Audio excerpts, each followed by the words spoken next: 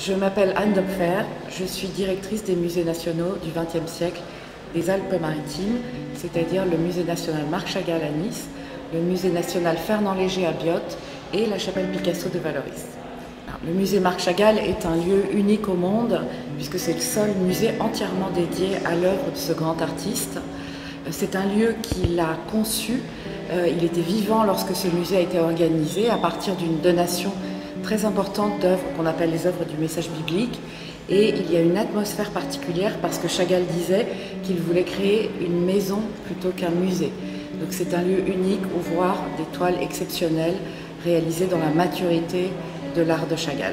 Il y a avant tout les 17 grands tableaux du message biblique que Chagall réalise entre 1956 et 1966, qui sont de véritables claques d'audace, d'énergie et de liberté d'un artiste qui maîtrise tous ses moyens.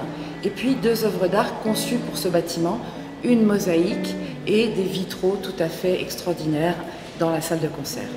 Alors, une exposition sur Chagall et la Grèce, c'est revenir sur des sources qui ont été importantes pour Chagall, même si c'est moins connu.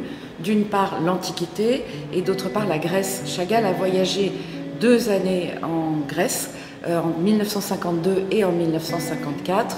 Il s'est imprégné de cette culture antique, de ces paysages méditerranéens pour créer de nombreuses œuvres où on voit cette influence très clairement.